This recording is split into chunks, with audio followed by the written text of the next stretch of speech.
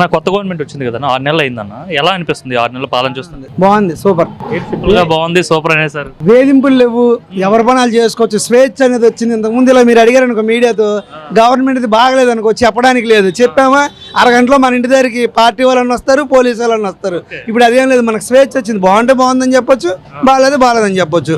బండి వేసుకొని వెళ్ళి ఎక్కడికి వెళ్ళినా కళ్ళు మూసుకొని డ్రైవ్ చేయొచ్చు. రోడ్లు అంతకుముందు బండి ఉన్న నడిపించుకొని వెళ్ళాల్సి వచ్చేది. అంత అధ్వానంగా ఉండేవన్న రోడ్లు? అధ్వానంగానే. ఒక పేషెంట్ కానీ హాస్పిటల్ తీసుకెళ్ళాలంటే భయమే, హాస్పిటల్కి వెళ్ళి చచ్చిపోతాడేమో రోడ్లు వల్ల అనేది. ఇప్పుడు అలా లేదు కదా, కళ్ళకి కనిపిస్తుంది కదా ఎక్కడంటే అక్కడ. రోడ్లు పని బాగానే చేస్తున్నారండి. ఓవరాల్ గా ఈ 6 నెలల్లో చంద్రబాబు తీసుకున్న నిర్ణయాలు కావచ్చు, ఇన్ ఫ్యూచర్ ఆంధ్ర ఎలా ఉండబోతుంది అంటారు? ఆయన నిర్ణయాలు అయితే బాగున్నాయి. గతంలో చేశాడు, మనకు రాజధాని డెవలప్మెంట్ అయింది, ఆంధ్రప్రదేశ్ డెవలప్మెంట్ అయితే ఆయనకి వేసాం. రెండోసారి ఒక ఛాన్స్ అని ఆయనకి ఇచ్చాం. ఆయన అంత వ్యవస్థను నాశనం చేశాడు. మళ్ళీ చంద్రబాబు నాయుడు గారు చేస్తారని ఆశతోనే మళ్ళీ ఆయనకి వేసాం. మొదలు పెట్టారు కదా, రాజధాని కూడా అవుతుంది, పూర్తి అవుతుందని నమ్మకం ఉంది. చూద్దాం, 5 ఏళ్ళు చేస్తారని నమ్మకంతో ఇచ్చాం, చేస్తున్నారు కూడా. మన జగన్మోహన్ రెడ్డి మాట్లాడుతూ చంద్రబాబు నాయుడు ఈ 6 నెలల పాలనలో రాష్ట్రాన్ని సర్వనాశనం చేసేశాడు, అధోగతి పాలైపోయింది, ప్రజలంతా కూడా ఇబ్బంది పడుతున్నారు అని చెప్పేసి జగన్మోహన్ రెడ్డి అంటున్నారు. అంటే 5 ఏళ్లలో నాశనం అయిపోయింది అనలేక 6 నెలలు అన్నాడు, అంతే, ఏం లేదు తేడా. ఈ 5 ఏళ్లలో నాశనం చేస్తేనే చంద్రబాబు నాయుడు బాగు చేస్తున్నాడు, మనసు ఒప్పుకోదు చెప్పడానికి. ఈ 6 నెలలు ఏ వ్యవస్థలు నాశనం చేసడానికి ఒకటి చెప్పమన్నాడు ఎగ్జాంపుల్. అంటే ఆయన దృష్టిలో రోడ్లు బాగు చేయడం, రాష్ట్రాన్ని నాశనం చేయడం, రాజధాని నిర్మించడం, రాష్ట్రాన్ని నాశనం చేయడం. ఆయన దృష్టిలో ఆయన రాజధాని విస్తీర్ణం చేస్తాడు కదా 3 రాజధానులని, అలా చేస్తే డెవలప్మెంట్ చేసినట్టు. ఆయనకి రోడ్లు వేయకుండా గొంతులు ఉంటే ఆయన డెవలప్మెంట్ చేసినట్టు. రోడ్లు బాగు చేస్తున్నా చంద్రబాబు నాశనం చేస్తాడు, అది ఆయన లెక్కలో. అంటే రీసెంట్ గా చంద్రబాబు నాయుడు విజన్ 2047 అని చెప్పారన్న.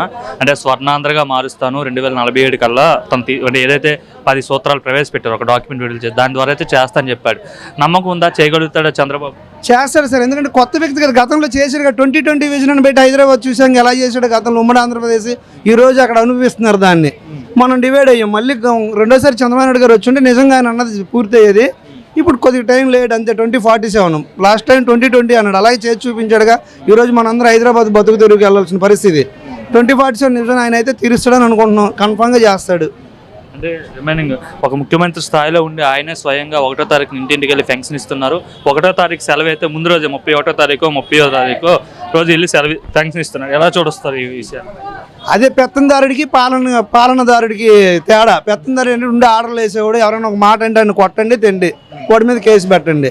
పరిపాలన చేయాలనుకున్న వ్యక్తి ఇలా వచ్చి దగ్గరకుండి పింఛన్లు ఇచ్చి ప్రజలు బాగోగులు చూసే వ్యక్తి ఆయన. అదే అనుభవం ఉన్నదానికి అనుభవం లేదు. ఒక ఫ్యాక్షనిస్ట్కును ఒక పరిపాలన చేసే వ్యక్తికి తేడా అదే. ఫ్యాక్షన్ లాగా ఆలోచిస్తారు, పరిపాలన చేసే వ్యక్తి పరిపాలన చేసే వ్యక్తి నేను లేకపోయినా ముందు తరాలు నా పేరు చెప్పుకోవాలి, బాగుపడాలి, ఫ్యూచర్ కోసం ఆలోచిస్తాడు. ఫ్యాక్షన్ చేసే వ్యక్తి ఏం చేస్తాడు, ఈరోజు నా ముందు ఎవడు బతకూడదు, నా ముందు తలెత్తుకోకూడదు, నేనే ఉండాలి.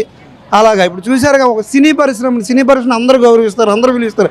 అలాంటి సినీ పెద్దలను కూడా తొక్కేసి నా ముందు మీరు తక్కువగా ఉండాలి అని కళ్ళ ముందు చూసాం కదా పెత్తందాడు. ఇది 5 ఏళ్ళలో ముఖ్యమంత్రిగా ఉన్నప్పుడు ఎక్కడికి పబ్లిక్ వచ్చింది చూడలేదు. పరదాలు కట్టుకుని ఆయనకంటే ఎవరిని చూడకూడదు, పేదలు ఎవరు కనబడకూడదు, పరదాలు కట్టుకొని వచ్చాడు. ఎక్కడ సినిమాలో చూసారుగా, మనం మేము చెప్పేది ఉంది, పరదాలు కట్టుకొని వచ్చాడు ఎక్కడికి వచ్చిన ముఖ్యమంత్రి. ఒక పరదాలు కట్టుకొని చెట్లు నరికేసుకొని వచ్చే ముఖ్యమంత్రిని నాకు వచ్చింది. నాకు 42 సంవత్సరాలు. ఈ 40 సంవత్సరాలు ఒక జగన్మోహన్ రెడ్డినే చూసా పరదాలు కట్టుకొని రావడం కానీ, చెట్లు కొట్టేయడం కానీ. ఒక ముఖ్యమంత్రి ఊర్లోకి వస్తే చెట్లు కొట్టేయడం ఏంటండి?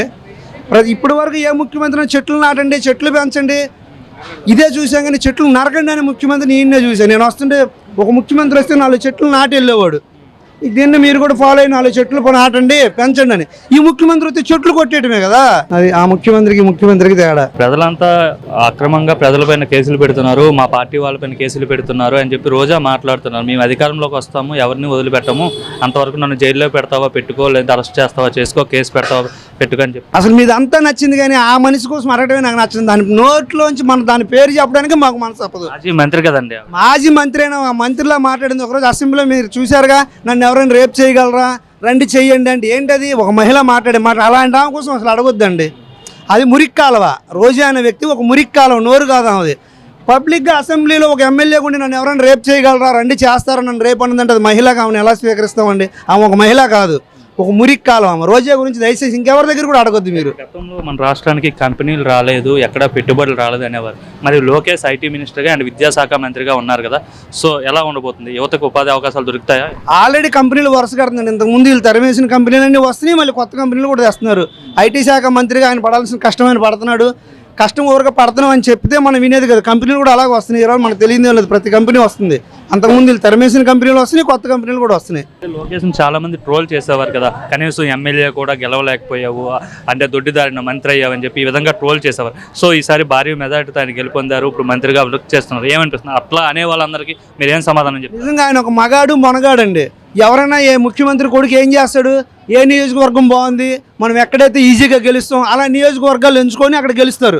కానీ ఇదే నారా లోకేష్ 40 సంవత్సరాలు పార్టీ పెట్టిన కాడి నుంచి, పార్టీ పెట్టిన 83లో గెలిచిందంట నా నియోజకవర్గం. అప్పటి నుంచి ఇప్పుడు వరకు గెలవని నియోజకవర్గం అది.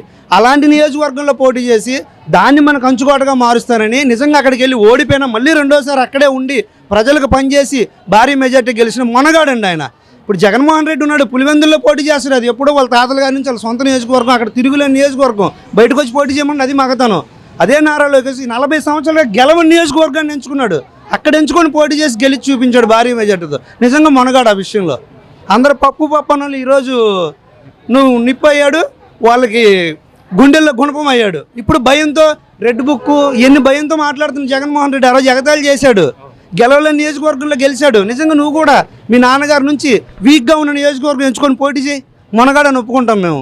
అంటే జమిలీ ఎన్నికలైనా వచ్చే అవకాశం ఉంది, లేదంటే జనరల్ ఎలక్షన్స్ అయినా వస్తాయి కదా, వస్తే ఈసారి కంపల్సరీ మేమే అధికారంలోకి వస్తాము, వైసీపీనే గెలుస్తుంది అని చెప్తున్నాడు ఆయన. ఆయన అడిగింది ఒక్క ఛాన్స్ ఏనండి, రెండో ఛాన్స్ అంటే ప్రజలు ఇచ్చాడు. ఒక్క ఛాన్స్ అనడానికి ఇచ్చాం, ఆ ఒక్క ఛాన్స్కి వ్యవస్థలు నాశనం చేస్తాడు. ఇంకోసారి అది ఆ కళే, ఆయనకి పగటకలే. కాకపోతే అనాలి బయటికి. ఎలక్షన్ ముందు ఏమన్నాడు, వైనాట్ 175 అన్నాడు. అని తెలుసు 10 నియోజకవర్గాలు కూడా గెలవమని, కానీ బయటికి కేడర్ని కాపాడుకోవడానికి వైనాట్ 170. ఇప్పుడు కూడా అంతే, వచ్చే ఎలక్షన్లు మాదే అధికారం అనుకుంటే ఆ ఉన్న నలుగురు కూడా ఉండరు. ఇప్పటికి ఆల్రెడీ లైన్ కడుతున్నారు, వీళ్ళు చేర్చుకోవట్లేదు మిగతా పార్టీల్లో. మిగతా పార్టీలో చేర్చుకుంటే విజయమ్మ శర్మిల గారితో ఆ పార్టీలో ఎవరు ఉండరు. ఆల్రెడీ శర్మిల గారు వెళ్ళిపోయారు, విజయమ్మ కూడా ఉండరు. ఆయన ఒక్కడే, నాకు తెలిసి భారతీ గారు కూడా ఉండరు దాంట్లో. భారతీ గారి గారు కాంగ్రెస్లోకి వెళ్ళిపోతారు, ఎందుకంటే వాళ్ళ మామగారు కాంగ్రెస్లో చీఫ్ మినిస్టర్గా చేశారు. ఆయనే చెప్పాడు కాంగ్రెస్ పార్టీకి వ్యతిరేకంగా ఏ పార్టీ వచ్చినా భూస్థాపితం చేయండి అని. ఆమెకి మామగారు అంటే గౌరవం, కాంగ్రెస్లోకి వెళ్ళిపోయింది. ఒక జగన్మోహన్ రెడ్డి గారు మిగులుతారు గేట్లు తెరిస్తే. Please subscribe to Leo news for more videos.